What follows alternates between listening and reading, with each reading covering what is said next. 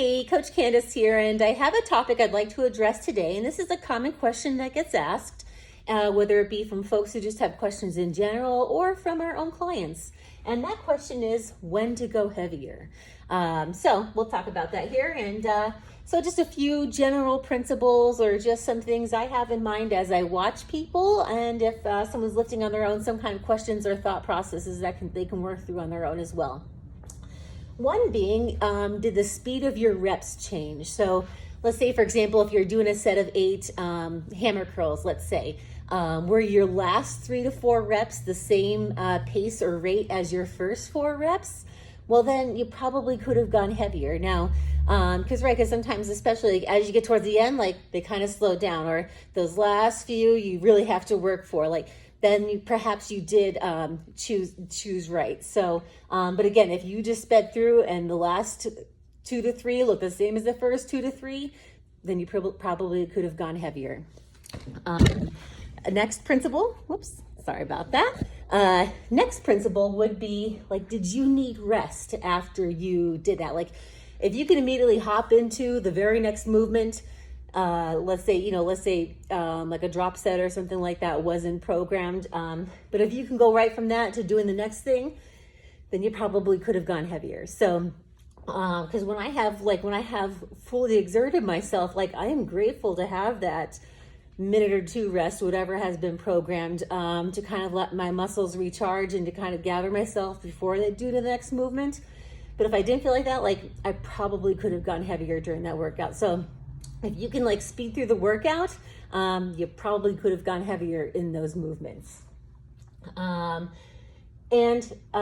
all these to say, like a key component of being able to go heavier was your form intact. Like, so let's say your reps did slow down and you didn't have to or your reps didn't slow down and your form wasn't compromised, then you probably could have gone heavier. Now, again, because we don't want you going heavier at the expense of compromising form. Like if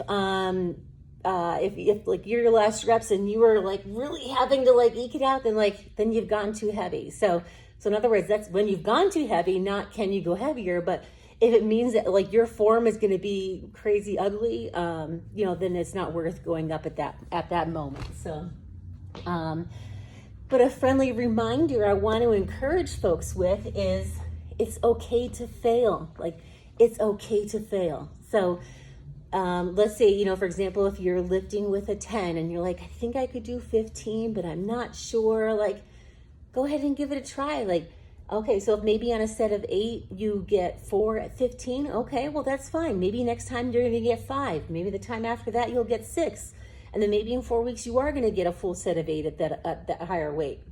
Like, I'd rather you try and fail versus realize you could have been doing that this entire time. So, because again, like we've talked elsewhere, like there is no growth without challenge. Like you have to challenge yourself. So nothing's going to change if you don't challenge yourself.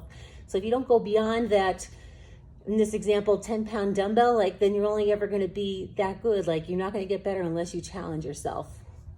But one thing, and that kind of ties into what I want to discuss here as well, like stop waiting for permission. Like, and this might be just as much lifting advice as it is life advice. Like some people will say, well, like, do you think I could go heavier, or is it okay if I go heavier? Well, if your speed of reps was consistent throughout and you didn't slow down, then yes, go heavier.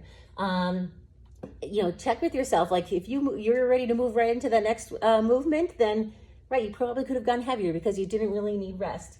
Was your form good? Then go ahead, give up something higher, a try. Because again, I'd rather you have tried and realized that you couldn't versus never tried and realized that you could have this entire time. So it's okay to fail. Like the ceiling's not going to collapse if you can only do 4 or 5 out of 8 of that next set. But this is also, I want to say, like so much in gym, like just represents life in general.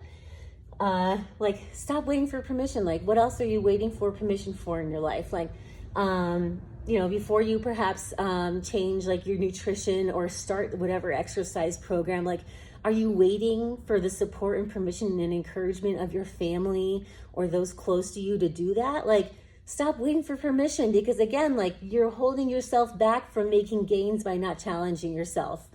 And I've been fortunate, I feel fortunate to be in this circumstance with a lot of my clients, and especially a lot of women who are, you know, thinking about branching off and becoming entrepreneurs themselves, and maybe they're just not sure, and they hold themselves back. Like, stop waiting for permission. Like, whatever is meaningful to you in life, and like whatever adventure you want to pursue, like, stop waiting for permission and just go after it. Because again, like, it's okay to fail, or to find out, like, or again, or evolve as you go along. Like, you don't have to have it completely figured out. Just do that first step, and then figure out that first step, and then do the second one and figure that one out, and just repeat. But again, it's okay to fail and learn at every step along the way. So, you know, and sometimes it will be okay to need rest at that time. But so I hope you found that helpful. Again, that was just as much lifting as it is life advice. But again, so much in the gym represents life. So, but I hope you found that helpful. By all means, if you have any questions, please don't hesitate to ask. And thank you for watching.